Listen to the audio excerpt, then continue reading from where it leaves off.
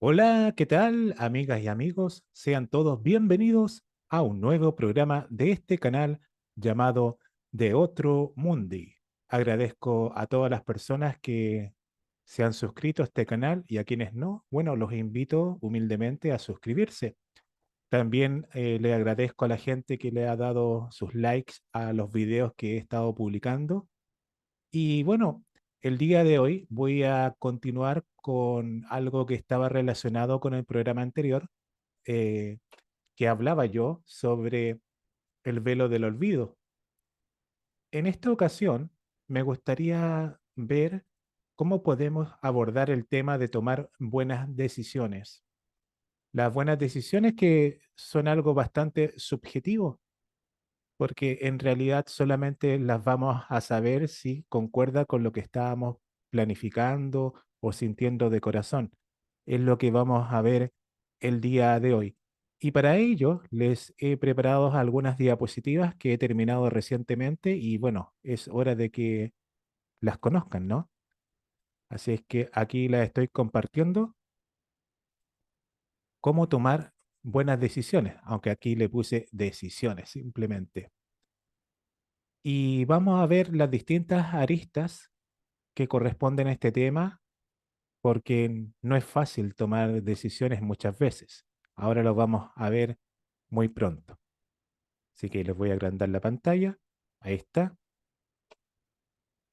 Y para hablar sobre este tema, voy a hablar de un director cuyas películas me gustaban a mí porque me hacían pensar mucho. No sé si ustedes, pero encontraba que abordaba la realidad humana desde un punto de vista de alguien que pudiese parecerse a nosotros. Bueno, en realidad no es necesario que seamos iguales a los personajes de este director de cine, pero sí, podemos compartir ciertas cosas y esas cosas las que vamos a ver a continuación, sobre todo a la hora de tomar decisiones.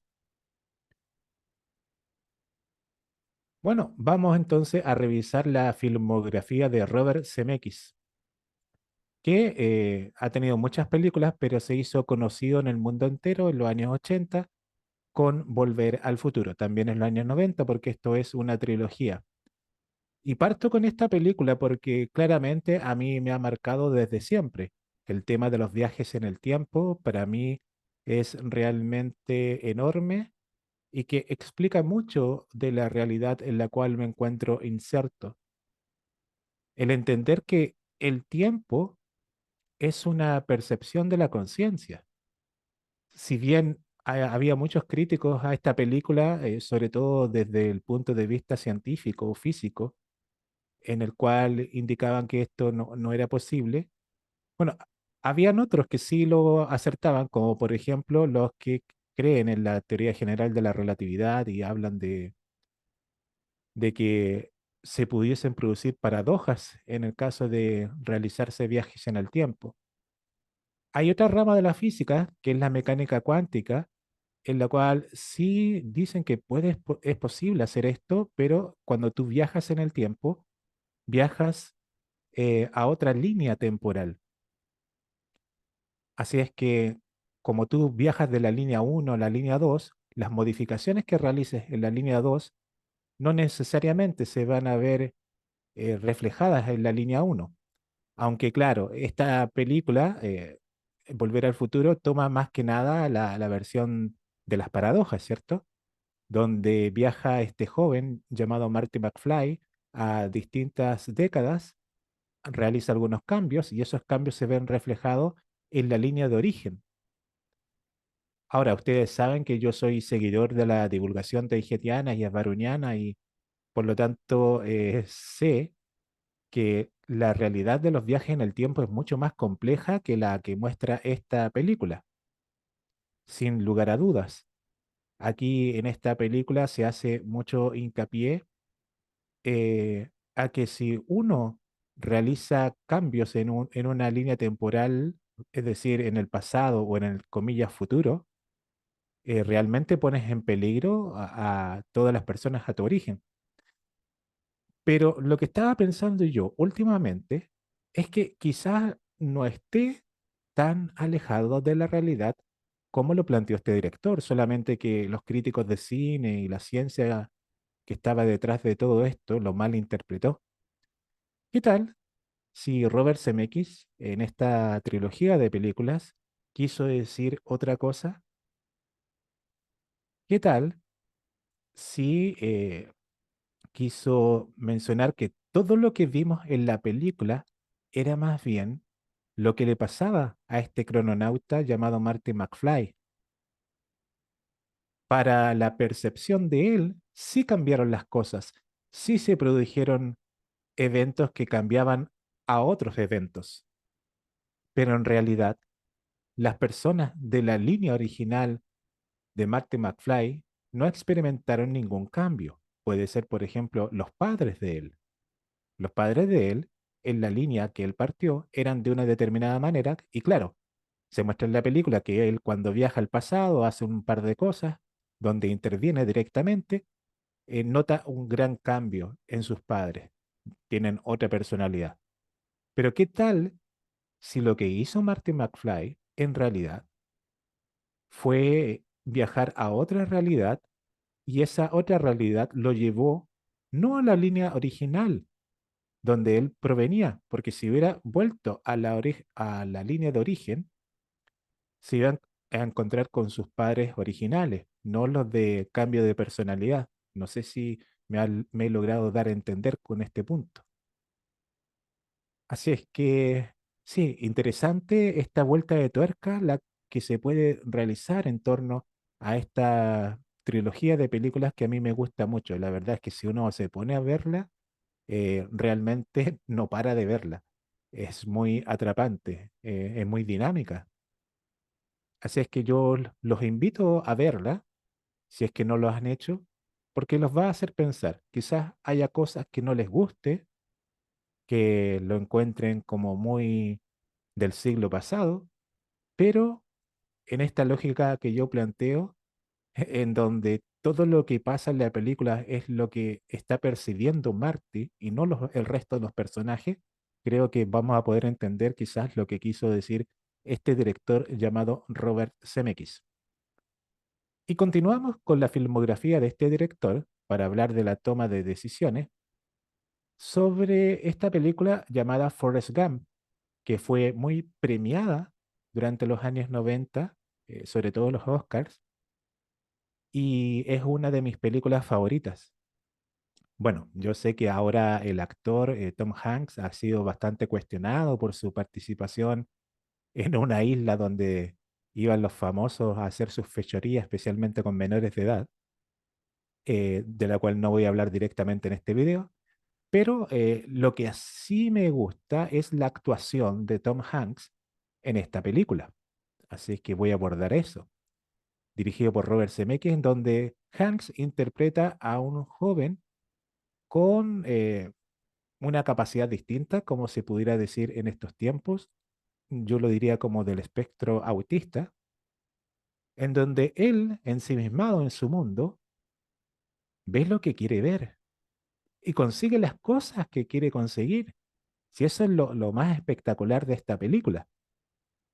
Él, al contrario de otros personajes de otras películas, lo que él ve son cosas que están, ¿cómo decirlo?, cercanas a su forma de pensar, a su forma de racionalizar, de percibir el mundo.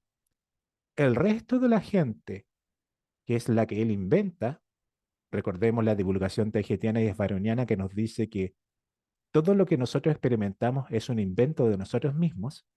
Entonces, vemos que el resto de los personajes se comportan como debiera esperarse que se comporte la sociedad en la cual estaba inserto. Esa es su Matrix.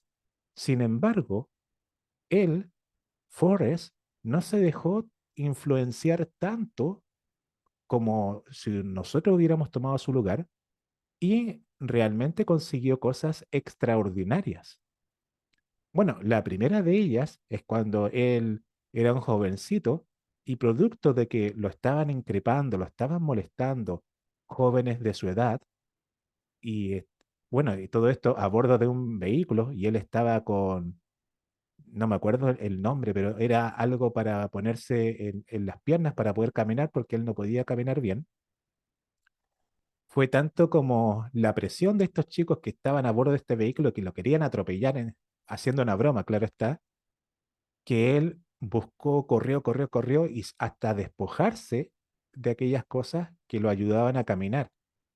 Y tanto así que corrió y los dejó a lo lejos a estos chicos. Entonces ahí descubrió un don que él tenía y que muy pocos poseían, el don de la velocidad. De ahí que se volviera muy famoso el corre, Forrest, corre, que le decía a su amiga de aquel entonces, Jenny. Y de ahí en más, el personaje siguió viviendo una vida, entre comillas, normal para las personas de su edad y también de su condición. Sin embargo, todo empezó a cambiar drásticamente cuando él tuvo que acudir al ejército porque fue solicitado para participar de la guerra en Vietnam. Y allí él descubrió a un amigo entrañable, Buba, que tenía su misma condición, solamente que él era un especialista en un molusco especial, que se me olvida el nombre, soy malo con los nombres, pero era un molusco que él lo podía obtener de los ríos. Entonces habían barcos especiales y todo eso, y él era un experto en eso. Y solamente le hablaba de ese tema a Forrest. Y Forrest, al contrario de nosotros, que si nos hablan de un mismo tema, empezamos a odiar a la persona que nos está hablando porque son monótonos para nosotros, Forrest lo tomaba de una manera bastante tranquila y lo encontraba hasta entretenido. Así que pasaban largas horas conversando mientras realizaban las labores, por ejemplo, de aseo dentro del ejército, ¿cierto? Y luego en la guerra, claro, ahí en la guerra él demostró su valía, demostró que era muy fuerte, sobre todo muy rápido y también muy hábil a la hora de eh, preparar su arma, porque esas armas que utilizaban en la guerra, las metralletas las tenían que preparar. Entonces, entre tú más rápido las pudieras desvalijar y volver a entrenar, más valioso te eras para el ejército. Y así lo hizo, fue muy aplaudido. Y también es curioso, pero dentro del ejército, y por algo que él no se propuso en un principio, empezó a ser muy bueno con el ping pong, que ahora se llama tenis de mesa, a tal nivel que competía con los mismos chinos. Y, y bueno, ahí en la película se ve cómo se va topando con ciertos personajes importantes de la época, como algunos presidentes, algunos personajes famosos, pero quizás la parte que más me cautivó de toda la película es cuando él decide de un momento a otro correr desde el este de los Estados Unidos hacia el oeste. Corría por una carretera y eso le llamó la atención a la gente, que veían a un tipo de pelo largo y barba, muy distinto al que estamos viendo aquí en pantalla, y se preguntaba por qué este tipo está corriendo solo. Así que la gente lo empezó a seguir. Al principio fue uno, después fueron dos, fueron tres, fueron cuatro, hasta que en un momento fueron como 100 personas detrás de él. Lo seguía la televisión, lo seguía todo el mundo, y mientras él corría, la gente se acercaba y le preguntaba pidiéndole consejos. Y los consejos que daba le salían como del estómago, le salían del corazón. O sea, él no realizaba un gran análisis para poder darle un consejo a otra persona. Era simplemente su visión muy particular y se la daba. Y curiosamente, con el paso del tiempo, se percataba que aquel consejo que le dio a esa persona desconocida le sirvió y de mucho se convirtieron en millonarios algunos. Y todo eso él lo comentaba a la gente que tenía a un costado en la banca donde él estaba. Es curioso, también me gustó eso de cuando él hablaba con otra persona desconocida en una banca, porque es como la historia de vida de todos nosotros. Nosotros nunca le vamos a contar toda nuestra historia a otra persona. Siempre le contamos una parte. Luego esa persona se va por diferentes circunstancias y llega a otra. Y a esa otra nosotros le seguimos comentando cómo va pasando nuestra vida. Es curioso, pero eso que muestran con algo de comicidad en la película es lo que nos pasa a todos nosotros. Por eso que me encantó tanto. Y en toda esa inocencia de Forrest nos lleva a pensar que entre más inocentes, pero sobre todo entre más pensemos con el corazón a racionalizar las cosas, mejor nos va a ir. Es el análisis que puedo hacer de esta gran película de CMX. Luego pasamos a la película Contacto, y allí esta película está protagonizada por Jodie Foster, en donde ella interpreta a la hija de un científico que estaba obsesionada con los radiotelescopios. Y bueno, echaba mucho de menos a su papá, pero ella siempre quiso ser una gran científica. Hasta que llegó a ser una de las principales científicas del proyecto SETI, este proyecto de búsqueda de inteligencia en otros planetas. Y bueno, mientras estaban escuchando las señales de radio provenientes del espacio, supuestamente, escucharon algo anómalo y ella empezó a oír esa señal de un punto X distante de acá de la Tierra. Y se percató que aquella señal estaba dando indicaciones exactas sobre cómo desarrollar un aparato que no se asemejaba en nada a los aparatos convencionales de acá de la Tierra. Con curiosidad, la NASA y otros organismos empezaron a ayudarla hasta que finalmente crearon un aparato esférico con estas circunferencias que giraban a su alrededor. Y en esta esfera ella se metía y realizaba unos viajes alucinantes. Era como de estos viajes que uno puede desarrollar de manera astral utilizando todo su potencial y que yo creo que en realidad esta esfera con circunferencia se asemeja a lo que realiza la glándula pineal, solamente que llevado a la máquina. Entonces, en este viaje trascendental que ella vivió, se reencontró con su padre, pero claro, después le dijeron que no era su papá realmente, sino que eran extraterrestres, solamente que vieron que podían utilizar la imagen de su padre para que ella no se asustara y para poder conversarle sobre una gran cantidad de cosas existenciales. Entonces, es una muy interesante película que nos lleva a pensar en que quizá muchas de las cosas que nosotros realizamos, si bien por una parte estamos destinadas a experimentarlas, también habla de lo mucho que uno se tiene que esforzar para poder cumplirlas. O sea, Jodie Foster no llegó a meterse dentro de ese aparato por ser una chica, no sé, bonita o cercana a la élite. No, ahí muestran que todo lo contrario, sino que ella fue la mejor en su ámbito de conocimiento y eso fue reconocido por las autoridades del programa que ella participaba.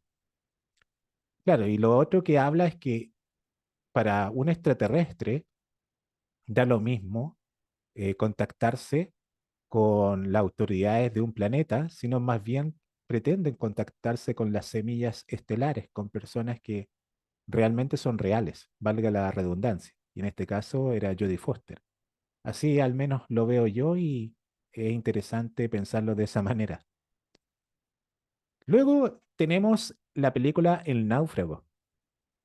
El Náufrago nuevamente con Tom Hanks, donde muestran la vida de un gerente de operaciones de una empresa de transporte, la FedEx, donde el personaje principal, protagonizado por Tom Hanks, es un obsesionado por los tiempos. Claro, a esta empresa los clientes los miden por los tiempos de tardanza desde que piden un objeto hasta que finalmente les llega.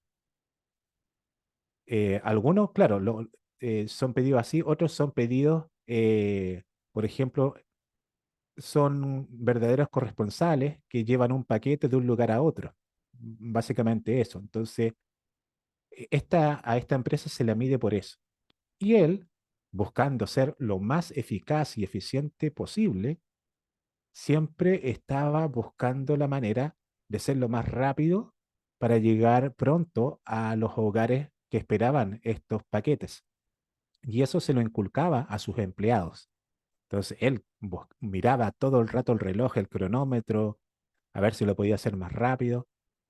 Y miren cómo son las cosas curiosas, que él mismo tuvo que ir a dejar unos cuantos paquetes a bordo de un avión y ese avión, cuando estaba surcando el Pacífico, tiene un accidente que lo lleva a caerse en el mar y él milagrosamente salva su vida y llega a una isla esporádica donde descubre que es el único habitante. Solamente hay plantas, algunos animales, insectos, pero no hay otras personas. Y así tuvo que experimentar el vivir solo, absolutamente solo, lejos de la civilización por 4 años. Y en esos 4 años tuvo que aprender todo de nuevo.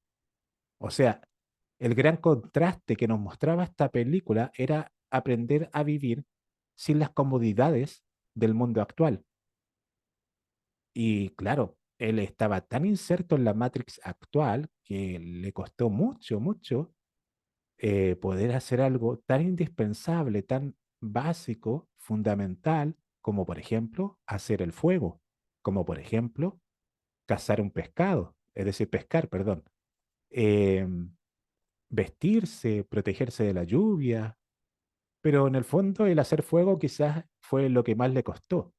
Y mostraban en la película cómo él día a día, día a día, estaba sufriendo porque no podía producir fuego. Claro, no tenía ningún encendedor, no tenía ningún fósforo, no tenía, por último, un lente cóncavo con el cual producir calor gracias al sol, por ejemplo. No, él tuvo que utilizar maderas y encontrar maderas secas por aquel lugar donde abundaba la lluvia. Uf, le costó y mucho. Pero finalmente logró hacerlo en una escena bastante cómica, bastante chistosa, y de ahí es más, ahí ya se convirtió en un especialista a los pasos de los años. Y todo este trayecto por la isla a mí me hizo pensar en, en varias cosas. En la primera, en cómo una persona tiene que partir de cero cuando viaja a otro lugar, tiene que aprender muchas cosas de nuevo, eh, y al hacerlo, por mucho que cueste, lo va a tener que hacer, si no, no va a lograr sobrevivir. Y lo otro que pensaba era que mientras estaba esperando la solución a los problemas, que básicamente era quedarse estancado en la isla, el personaje del náufrago tenía que vivir con lo que tenía, con lo que le proporcionaba la isla. Entonces, vivía el tiempo presente, ya no vivía más el tiempo futuro. Claro, antes, en la vida anterior, como, como un funcionario, como un trabajador de esta empresa de transporte de paquetes, estaba pendiente del tiempo, estaba pendiente del futuro, comillas, comillas, futuro. Ahora no, estaba viviendo el presente, el día a día. Entonces, él seguía en su lucha constante, siempre teniendo un norte, siempre teniendo algo fijo, que era volver a su hogar para estar nuevamente con su esposa.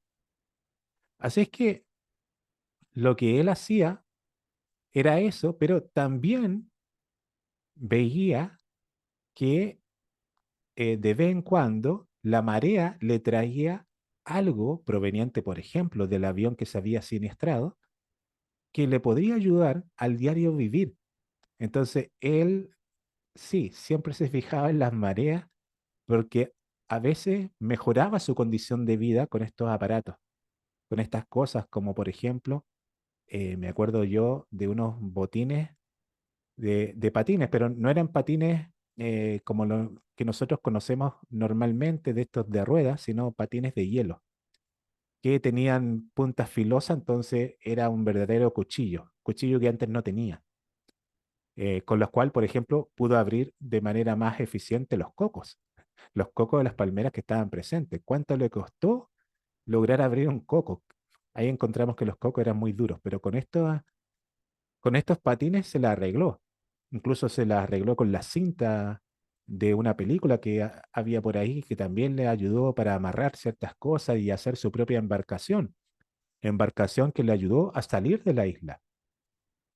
Y luego vemos que cuando regresa a su hogar finalmente, cuando se produjo el milagro, nota que su esposa ya no era su esposa, había cambiado de esposo, la ley se lo permitió porque lo habían dado por muerto y él se dio cuenta que ya tenía que comenzar una nueva vida, tenía que hacer un reseteo personal. Así es que no le quedó otra que buscar un nuevo camino. Y esto lo mostró de muy buena manera Robert Zemeckis en una escena casi al final, cuando el náufrago nota que llega a un punto donde se interconectan varios caminos. Entonces él no sabe qué camino tomar, si irse al norte, al sur, al este, al oeste. Entonces ahí notamos que nosotros mismos, en comparación con el náufrago, vamos tomando decisiones primero en torno a lo que nos encontramos en este momento, las herramientas con las cuales estamos. Juramos que así va a ser nuestra vida por siempre, nos planificamos de esa manera, pero la vida nos demuestra que hay cosas que escapan de nuestros cálculos, que escapan de nuestras planificaciones, que estamos destinados a cambiar de rumbo. Y al cambiar de rumbo, tenemos que adaptarnos a un nuevo ambiente, surcar las olas del mar para poder resarcirse, emprender una nueva vida y bueno, comenzar nuevamente. Entonces, esta película plantea magistralmente el hecho de que cada cierto tiempo tenemos que hacer un reseteo personal, cambiar nuestros hábitos de vida, salir de nuestra zona de confort y emprender una nueva misión, aunque no lo queramos. Eso me pareció curioso de esta película de Robert Zemeckis, protagonizada por Tom Hanks, llamada El Náufrago. Y bueno, a propósito de estas películas que yo estaba recordando, dije, bueno, ¿cómo lo llevamos estas películas a nuestra realidad? A la hora de tomar decisiones, como las decisiones que tomaba El Náufrago, las decisiones que tomaba Forrest Gump, o las decisiones que tomaba Marty McFly en Volver al Futuro. Bueno, yo estaba pensando que esto lo podemos dividir en algunas fases para que lo podamos entender y puse como fase uno imaginar, ver, visualizar, captar. Claro, nadie nace campeón, ¿cierto? Nadie nace ganador, nadie nace con todos los conocimientos habidos para ver, por lo menos acá en la Tierra, donde no recordamos nuestras vidas pasadas como quisiéramos. Tenemos algunas nociones, pero no. Entonces, partimos reaprendiendo muchas cosas, así como lo hacía el náufrago, y a medida que nos esforzamos, que nos desarrollamos y hacemos acción, podemos conseguir lo que queremos. Pero todo parte por la visualización de lo que realmente queremos. Por ejemplo, en este caso, esta chica que quiere ser medallista en alguna disciplina, me imagino, deportiva, ¿cierto? Entonces, ella se visualizó teniendo la medalla en su pecho, en primer lugar. Ahora, ¿cómo lograr que este futuro, que esta visión se concrete? Bueno, vamos a los pasos dos. Paso dos, que es planificar, estudiar, ensayar. Entonces, esta chica sabe que para llegar a los primeros lugares tiene que esforzarse más que la mayoría de las personas. Entonces, ella pudo haber estudiado esto, a ver cuánto tiempo le dedican a esforzarse las otras competidoras. Por lo tanto, ella puede planificar un programa de entrenamiento en la cual se esfuerce un poquito más que el resto, a tal nivel que cuando ya se sienta mejor, se sienta con las ganas y sobre todo con la autosuficiencia para poder ya meterse en una prueba y competir con otras personas. Pero antes que eso, su cuerpo se tiene que preparar claramente. Entonces, todo está relacionado. El estudio, el ensayo, la planificación, el ensayo y error forma parte de esta fase 2. Y bueno, como yo les decía ya, pasamos a la fase 3 cuando ya nos sentimos con la confianza, ¿cierto? Cuando hemos tenido un montón de práctica y decidimos ya lanzarnos al río. Entonces vamos a concretar, vamos a accionar, vamos a trabajar en ello. Y ahí está, en plena competencia. Nos damos cuenta que en plena competencia vamos tomando algunas decisiones con respecto a lo que estamos viendo. Porque, claro, si nos remontamos hacia atrás, antes estábamos solos compitiendo contra nosotros mismos, ¿cierto? Que es la etapa de estudio, la etapa de investigación, ahí estamos solos. Pero cuando nos lanzamos al río, cuando, por ejemplo, queremos trabajar en lo que queremos, nos damos cuenta que tenemos que ver el ambiente en general al mismo tiempo que lo estamos poniendo en práctica. Entonces, eso es cuando una persona, por ejemplo, después de haber estudiado una carrera, se lanza a trabajar, se encuentra con cosas que nunca se las pasaron en la universidad y tiene que hacer frente. Aquí esta chica que está compitiendo tiene que ver cómo van el resto de las competidoras, cuándo adelantar, cuándo unirse al grupo. Entonces, ahí mismo va dando cuenta de la estrategia que tiene que desarrollar para finalmente llegar al podio. Ahora, esto del tomar decisiones, claro, generalmente se hace de manera unipersonal, ¿cierto? De manera personal estamos ahí planificando y metiéndonos. Pero ¿qué pasa cuando esto se vuelve más colectivo? Cuando tu desempeño personal en distintas cosas depende de otras personas. Y sobre todo cuando te das cuenta que al momento de trabajar, te diste cuenta que había algo que se te pasó, que no lo planificaste, no estaban tus cálculos. Entonces tú te pones a observar y a analizar todo en un breve lapso. Porque a veces la toma de decisiones, sobre todo cuando uno está en el momento y lugar oportuno, se tiene que tomar en el momento. Una cosa es la planificación, lo que pensaste, lo que pudo haber pasado, ¿cierto? O lo que puede pasar. Pero otra cosa es estar en el momento mismo donde las papas queman. Y ahí tienes que tomar una serie de decisiones en un breve lapso. En este caso puse un partido de fútbol. Es la final del Mundial de Qatar 2022 entre Argentina y Francia. Y ahí vemos quien tiene la pelota es Rodrigo de Paul de Argentina. Y esta persona tiene que ver a quién le da un pase, porque está claro que sabe que no puede eh, él correr solito hasta llegar al arco, ¿cierto? Él sabe que no tiene, por ejemplo, la velocidad de Messi. Entonces, si corre solito hacia el arco, lo van a estar marcando el resto de los defensores franceses y seguramente no van a pasar muchos metros antes que alguien se la quite, ¿cierto? Entonces, él, a sabiendas de sus capacidades, tiene que ver cuál es su mejor opción. Entonces, por ejemplo, tenemos que a su izquierda está Enzo y hay otro jugador que está fuera del foco, ¿cierto? De atención. Está Di María del otro lado, está McAllister, está Messi, que está algo marcado, ¿cierto? Uno tiende a pensar que Messi es tu mejor opción, pero cuando está marcado y se viene otro jugador más a marcar a Messi, tú dices, no, no se la puedo entregar a Messi. Y vemos que Julián Álvarez viene saliendo de una posición de adelanto. Entonces, si él le da el pase a Álvarez, va a llegar el juez de línea y va a marcar la posición de adelanto. Entonces, por lo que estamos viendo, simplemente tiene la opción de devolvérsela a Enzo Fernández, de dársela a Di María o eh, dársela a quien viene corriendo por detrás de él. Pero si él espera a esa persona que viene corriendo detrás de él, puede ser que venga el otro defensor antes y se la quite.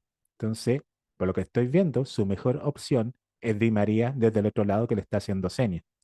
Bueno, esta toma de decisión que estoy viendo, que estoy analizando, yo la estoy analizando utilizando varios segundos, pero Rodrigo de Paul no tiene los mismos segundos que yo, al contrario, tiene 1 o 2 segundos, porque si él lo piensa, ese defensor que vemos justo al frente de él lo puede marcar.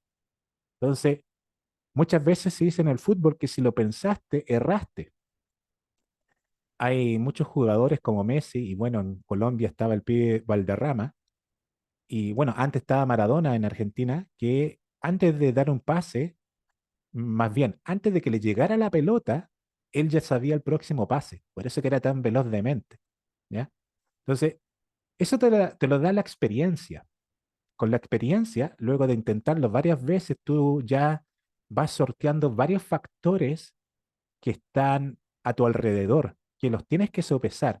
Entonces, eso te va a dar velocidad, la misma práctica, como me pasó a mí en mi trabajo. Lo que me costó el primer año sin saber mucho de lo que tenía que realizar, pero a medida que me fui esforzando, que fui preguntando sobre todo a otras personas que sí tenían los conocimientos, yo los fui poniendo en práctica, a tal nivel que al día de hoy ya estoy sumamente rápido para resolver ciertas cosas, ¿ya? Entonces, la velocidad tiene que ver con la experiencia y la experiencia está relacionada con el momento aquí y ahora, donde tú tienes que decidir en un breve lapso. Ahora, hay tipos como Messi que pueden ejecutar su acción en una velocidad increíble, ¿cierto?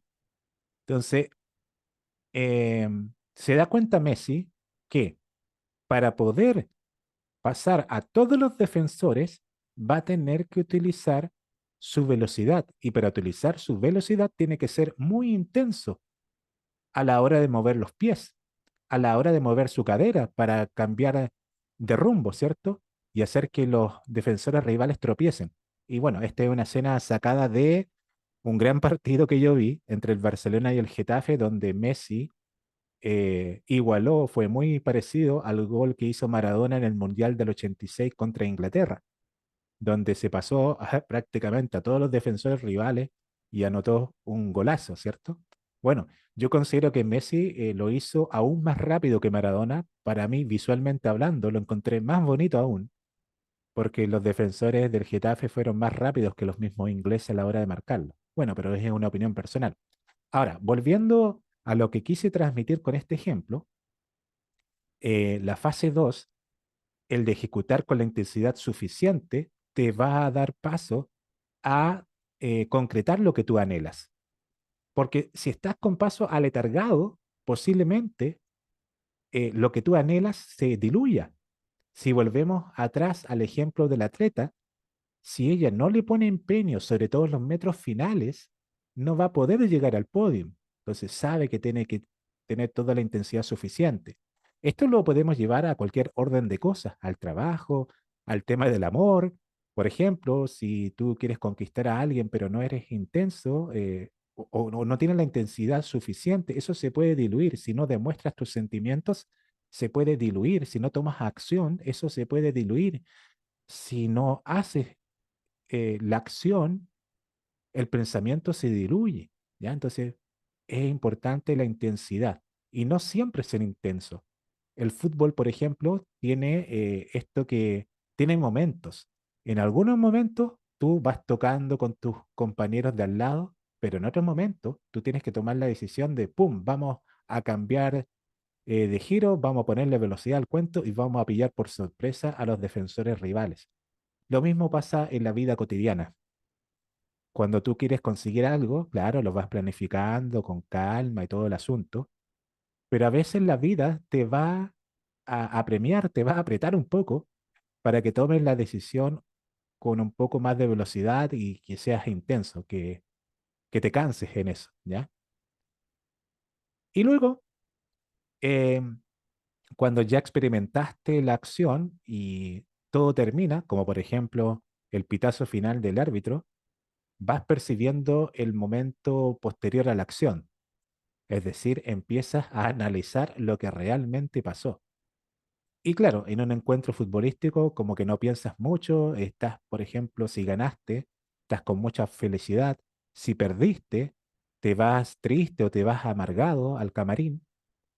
Y si fue un empate, si te sirvió, bueno, sirve, pero no te vas del todo alegre. Entonces, ese análisis ya lo empiezas a hacer con tus sentimientos, con los sentimientos que vas percibiendo apenas terminó la acción. Después lo vas racionalizando con tu mente y te preguntas qué fue lo que hiciste mal, qué fue lo que hiciste bien, si pudiste haberlo hecho mejor. De ahí viene el análisis que cada uno hace con respecto a las acciones que emprende. Pero bueno, decisiones correctas en los momentos oportunos. Y aquí era lo que yo quería llegar. Muchas veces creemos que lo correcto es hacer lo que nos dicta el corazón, pero ¿cómo es el lenguaje del corazón? ¿Tiene letras y números? ¿Suena a chino? El corazón es un órgano que bombea la sangre por todo el cuerpo, por lo que su función es vital. Este bombeo se puede captar por los latidos que se producen cada cierto intervalo. Se habla que entre más intenso es este bombeo, mayor será la irrigación de la sangre, por lo que nuestro organismo se siente con mayor vitalidad. Hay mayor atención de la fuente conciencia, hacia ese cuerpo en particular. Como hemos visto en múltiples ocasiones anteriores a propósito de la mecánica de la manifestación, cuando la fuente, que eres tú, pone su atención sobre algo, le da mayor fuerza a ese algo para que se concrete, es más intenso. Cuando hablábamos de la intensidad de Messi para ejecutar su acción, bueno, en la vida misma hacemos algo muy similar. Ponemos nuestra atención, le damos la energía necesaria, probablemente con nuestro esfuerzo físico y mental, y al hacer eso, nuestro corazón bombea más sangre para que podamos concretarlo mejor. ¿Ya? Entonces, al bombear más sangre, esto es como la mecánica de los fluidos. Claro, tú bombeas más sangre, hay mayor cantidad de sangre hacia un lugar determinado y ese lugar determinado recibe esa sangre, por lo tanto, tiene más actividad que el resto del organismo, ¿ya? Entonces, cuando tú corres, el corazón bombea más sangre a tus piernas para que puedas moverlas más rápido, ¿me entiendes? Entonces, lo mismo va para la vida cotidiana, ¿ya? Entonces, ese es el lenguaje del corazón. De tal manera que lo que sentimos como corazonadas corresponde a una mayor atención de la fuente a un lugar y momento determinado. Esos lugares no pasan desapercibidos. Sentimos que algo fuera de lo ordinario está ocurriendo, por lo que debemos poner más atención de lo habitual. Claro, cuando alguien o algo nos capta la atención, todos nuestros sentidos, al más puro estilo del Señor de los Anillos, en donde este ser que está representado por esta columna de fuego que se ilumina sobre una torre, ¿cierto? El ojo que todo lo ve, pone su atención sobre algo, va todo el foco sobre eso. Entonces, nuestros latidos no pasan desapercibidos. Sentimos que algo fuera de lo ordinario ha pasado, entonces, ¡pum!, toda nuestra atención está sobre eso. Esa se convierte entonces en nuestra realidad. Y el resto, lo que nos rodea, no le ponemos atención y por lo tanto para nosotros no existe. ¿Ya? Y esto lo podemos visualizar en los cardiogramas, que muestra las pulsaciones del corazón. Como ustedes pueden apreciar, hay unos puntos de inflexión más altos que otros. Eso es cuando hay mayor intensidad de los latidos y tienden a ser menores cuando estamos más calmados. ¿ya?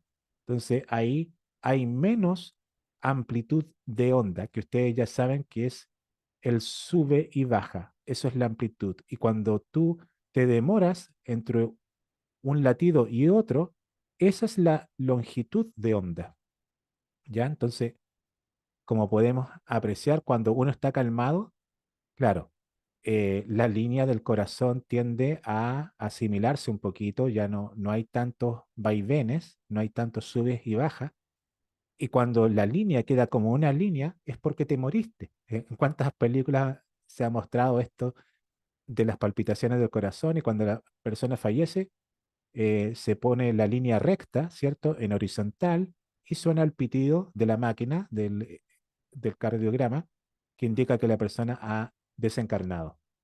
Pero cuando la persona está activa, fíjense, miren qué intensos están en algunos puntos. Entonces, todos esos puntos se pueden medir, claro está. Ahora, si lo llevamos al campo del amor romántico, cuando dos personas se aman, sus corazones laten más rápido, pues se están reconociendo mutuamente como potenciales parejas. Entre paréntesis, la fuente reconociéndose a sí misma genera armónicos de frecuencia. Y claro, todos nosotros no somos más que la misma persona, es cierto, somos la fuente, que a veces nace como hombre, a veces nace como mujer, pero esas personas recuerdan su vida anterior, o no a nivel así como de memoria, pero sí a nivel de sentimiento.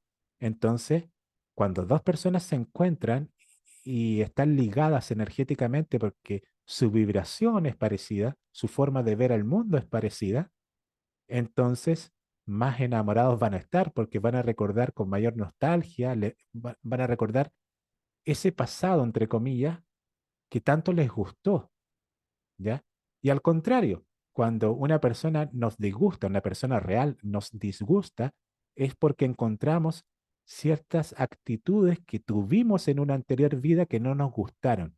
Por lo tanto, ya no las queremos con nosotros. Por eso que hay personas reales que nos pueden caer mal y hay otras que nos pueden caer bien.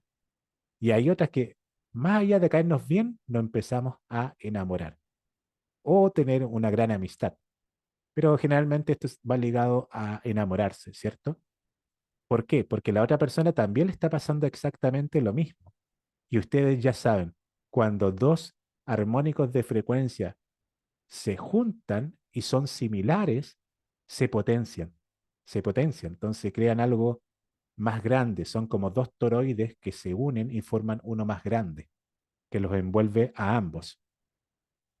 Entonces, ambas personas saben que aquel sentimiento no es lógico, no lo pueden explicar, pero sí lo pueden sentir. Porque claro, cuando se están enamorando las personas, recién se están conociendo sobre todo, no pueden explicar lo que están sintiendo, simplemente lo están sintiendo. Ahora, con el paso de los años, le pueden dar vueltas al asunto y se percatan por qué se fijaron en cierta persona y en otra no, ¿cierto? Le ponen el raciocinio a eso. Pero cuando recién se están conociendo, no se sabe cómo es completamente la personalidad de la otra persona, pero está sintiendo su vibración. Entonces ahí estamos desarrollando la telepatía también. Y la telepatía tiene que ver, más que con escuchar pensamientos, es en el percibir las vibraciones del otro. Y eso está relacionado con lo que voy a decir a continuación. Sentir es percibir, es sintonizar con una frecuencia determinada, dejarte influenciar por ella. Esa frecuencia se mezcla con la tuya, la cual comienza a mimetizarse con ella, que se vuelve dominante. Lo que yo les decía, se forman, o sea, dos toroides, por ejemplo, cada uno representando a una persona, se van uniendo en la medida que más similares son, como lo hemos visto en múltiples ocasiones en este mismo programa de Otro Mundi. Por ejemplo, si nos retrotraemos a esta línea de cardiograma, cuando encontramos eh, una frecuencia parecida, vamos a encontrar que, por ejemplo, esos sub y baja, ¿cierto? Son en la misma longitud de onda, son similares. quizás no iguales, pero sí muy similares. Entonces, cuando dos armónicos de frecuencia son similares en su dibujo y se van alineando, entonces se van potenciando y van creando uno mayor, ¿ya? Entonces, si lo vemos como en esta imagen, me gustó mucho que esta imagen que yo obtuve por la aplicación Leonardo, porque muestra algo similar a lo que se produce con la mecánica de los fluidos. Los fluidos, cuando van en un ambiente líquido, se van difuminando o se van esparciendo de la manera que estamos viendo acá. Es como cuando ustedes están lavando, ¿cierto? El detergente, cuando se mezcla con el agua, se va esparciendo por el agua de esa forma que estamos viendo. Y en realidad cualquier líquido de frecuencia distinta al agua se va a ver así. Esa es la mecánica de los fluidos. Entonces, imaginemos que esta chica, su frecuencia natural es la frecuencia azul que estamos viendo en pantalla. Las frecuencias de alrededor, por ejemplo, hay una frecuencia gris que claramente es distinta a la de ella, está un poco más lejana, ¿cierto? Porque son frecuencias distintas. Pero hay una frecuencia lila que se asemeja más a la azul de ella. Entonces, lo que va a tender a pasar es que esa frecuencia lila, probablemente proveniente de otra persona, se mezcle con la de ella. Entonces, se vuelva parte de sí.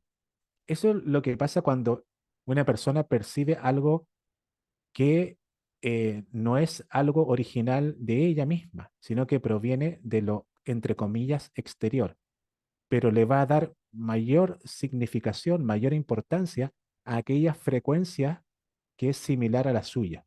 Por eso que nos tendemos a fijar en ciertas cosas y en otras no.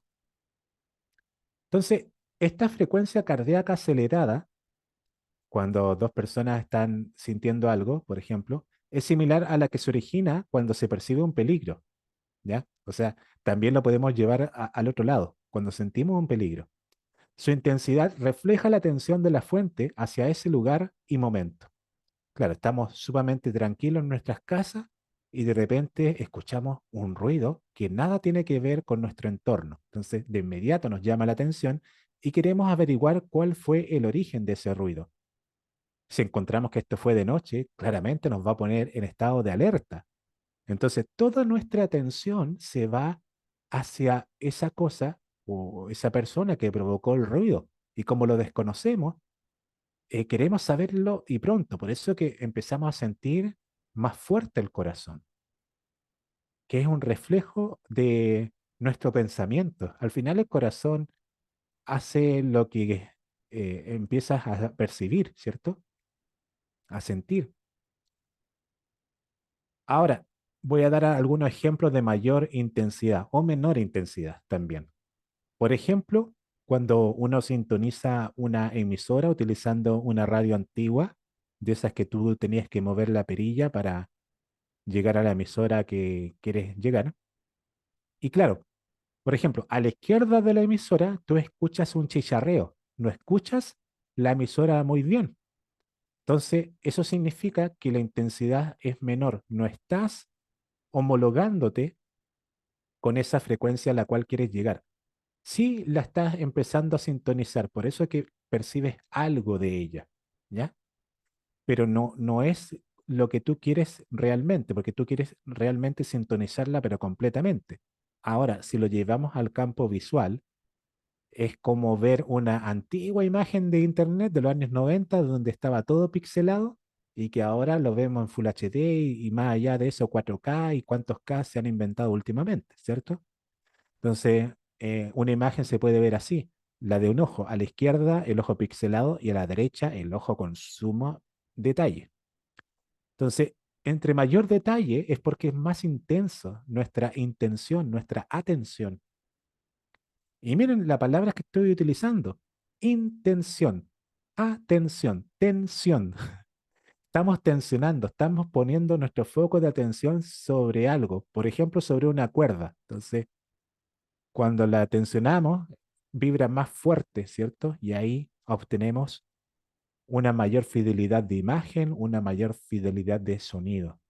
Entonces, lo mismo pasa cuando tomamos las decisiones con mayor o menor intensidad. Cuando simplemente visualizamos las cosas, es como escuchar una radio achicharreada. Es como, en mi caso, cuando me quito los lentes y quiero ver los letreros que están en la calle, no los logro ver. Eh, pero si me pongo los lentes, es decir, pongo mayor atención, sí, claro, ahí voy a poder visualizarlo mejor. Ahora, ¿cómo definimos un momento oportuno? Momento oportuno, por ejemplo, tener todo el arco a nuestra disposición en el fútbol. O en el caso del tenis, cuando tú sacaste al tenista contrario de la cancha porque fue a correr por tu pelota, entonces tienes toda la cancha para tú decidir dónde pegarle, ¿cierto? Lo mismo le pasa a este futbolista. Uno a eso le llama el momento oportuno. ¿Cómo se define eso? Bueno, yo veo que el momento oportuno puede llegar de maneras distintas, no, no siempre es algo fijo, y estas maneras yo las veo como visualización versus sincronicidades. La visualización es lo que tenemos como anhelo, por ejemplo. Nosotros visualizamos algo, visualizamos una imagen que todavía no concretamos. Si lo llevamos al primer ejemplo que les mostré, es de esta atleta que se visualizó con la medalla, claro, ella lo imaginó, lo vio y entendió que para llegar a eso debía esforzarse. Entonces le puso mayor intención a las cosas y ahí las concretó. Entonces, eso es como la energía masculina de la manifestación, ¿ya? La parte femenina es cuando tú captas eso de la fuente, del éter, y lo vuelves tuyo. Y a medida que trabajas más por eso, sientes más por eso, sientes como que está más cercano, entonces lo estás manifestando. Y ahí te estás convirtiendo en un gran mago o maga. Pero yo también estaba pensando en que hay cosas que no logramos controlar desde acá abajo, porque claro, desde acá abajo, desde el nivel de la superficie, no logramos ver todo con suma claridad. Solamente vamos a ver las cosas cuando ya tomamos distancia de ellas, cuando ya las experimentamos y analizamos lo que ocurrió, como cuando les comentaba el ejemplo del árbitro de fútbol que toca el pito final y uno analiza cómo fue el partido. Por ahí en el lenguaje futbolístico se habla, otra cosa es con el diario del lunes, claro, en referencia a que los partidos son los sábados, los domingos, y el día lunes viene todo el análisis ya con mayor tiempo para el análisis, pero otra cosa es estar jugando el partido, donde tienes que tomar las decisiones en un momento determinado y no tienes mucho tiempo para pensarlas, ¿ya? Entonces, ahí notamos en el campo de juego, en nuestra vida diaria, que no siempre aparecen las cosas como queremos. Hay factores que no estamos visualizando, que son otras vibraciones que están presentes acá, porque el éter lo contiene todo. Pero no hemos logrado visualizar esas otras vibraciones. Y esas vibraciones las podemos visualizar en esta imagen como, como rayos de energía, ¿cierto?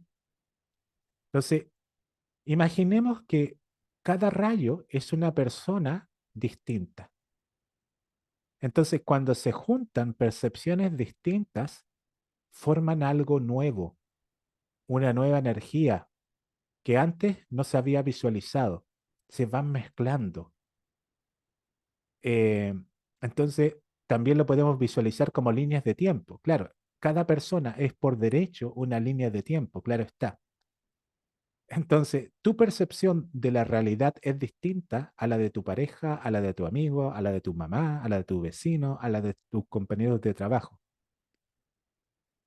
Pero cuando se conversa con esas personas, aumenta tu realidad. Ves cosas que antes no veías. Entonces, de esa manera, te expandes. Te expandes incluso con la experiencia de los demás. No es necesario que tú experimentes lo mismo que experimentó tu hermano o tu hermana. Basta con ver su experiencia y tomas ciertos datos que te podrían servir en tu vida diaria. Así es que ahí se producen las sincronicidades, porque, por ejemplo, la otra persona venía desarrollando su propio plan, ¿cierto? Tú venías desarrollando tu propio plan, pero no estaban comunicándose entre sí. Cada uno venía a lo suyo, cada uno viviendo su experiencia, creyendo que tenía el control de las cosas. Pero después empieza a notar que curiosamente la otra persona estaba pasando por lo mismo y llegó a tu vida de una manera que no pueden entender en ese momento. Y ahí dicen, oh, mira, qué coincidencia. Y claro, bien sabemos que las coincidencias no existen, sino más bien son causalidades, ¿cierto? Causalidades que van en sincronía. Las ondas similares empiezan a unirse de manera sincrónica, de manera rítmica. Entonces, ahí notamos que todo se produce como en un juego. Esto es como si fuera un juego. Tú vas desarrollando tu idea y, entre comillas, el destino te va tomando por sorpresa. Y tú, frente a esa sorpresa, te tienes que adaptar, tienes que inventar cosas nuevas en la marcha, como le fue pasando al náufrago, como le fue pasando a Forrest Gump.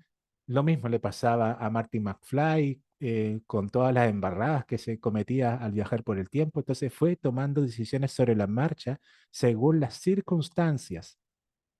Por lo que yo creo, estas circunstancias son producidas por nuestros yo superiores, que somos nosotros mismos, pero que lo vemos todo de manera más expandida como quien está mirando una película en un cine. Vemos la acción desde todas partes, tanto de los protagonistas, pero también tenemos una vista aérea que nos permiten ver lo que el protagonista de la película no está viendo. Entonces, ¿qué mejor que hacer que el protagonista vaya por cierta parte si nosotros le mostramos con algunas cosas muy pequeñas, ciertas cosas para que él fije su atención hacia eso que nosotros queremos? ¿Se han preguntado que si en algún momento su yo superior le han estado dando mensajes para que ustedes cambien el foco de atención que tenían en ese momento? Como que tú estabas haciendo algo y algo que escuchaste en la tele, una canción incluso, te recordó algo que tenías que hacer, o más bien te hizo pensar, oh, no había pensado en ello antes, ¿cómo no se me ocurrió? Y empiezas a cambiar de estrategia sobre la marcha. Entonces, para mí, la vida es un juego entre tu visualización, tu trabajo personal, pero también cómo influyen los pensamientos similares a los tuyos formando una sincronicidad. Pero claro, ojo, que estas sincronicidades no se van a dar si tú no cambias primero, si tú no analizas las circunstancias, no te autoanalizas, no ves tus sombras, por ejemplo. Entonces, cuando visualizas tus sombras, ves en qué puedes mejorar, cómo puedes mejorar la relación con los demás, cómo mejorar tu manifestación, empiezas a alinearte con otras personas que piensan similar a ti. Y cuando te encuentras con esas personas similares a ti, vas formando un equipo. Y así sucesivamente se van. Es como cuando los átomos van formando moléculas, se va formando un equipo. Y eso es lo que nos pasa a nosotros que seguimos, por ejemplo, la divulgación taigetiana y esvaruniana. Empezamos a juntarnos con personas similares en frecuencia y vamos dejando atrás a otras cuya frecuencia ya empieza a ser bastante distinta a la nuestra. Entonces, eso es lo que he estado pensando en el último mes y que se los quería mostrar a través de estas diapositivas. Ah, y me quedaba algo último. Entonces, lo que yo le estaba diciendo, para poder cambiar y alinearte a esa nueva realidad, lo que vas a tener que hacer es despojarte de tus cadenas que te tenían aprisionado o aprisionada bajo una manera de pensar, bajo una lógica. Entonces, cuando tú te sueltas y das paso a cosas nuevas, vas a mirar cosas que antes no habías visto. Entonces, tu foco de atención ya deja de pensar en las cadenas y visualiza algo nuevo. Y al hacer eso, vas sintiendo que era lo que tenía que pasarte en tu vida. Por eso la expresión de la chica, acá en esta imagen que hice con Leonardo, que le da lo mismo las cadenas, le da lo mismo la chispa. Ella esa lo deja atrás, está visualizando algo que le está iluminando. Y la imagen de la derecha es lo que yo quería expresar. O sea, nosotros somos como ríos afluentes de un río más grande. Claro, tenemos nuestra importancia, por cierto.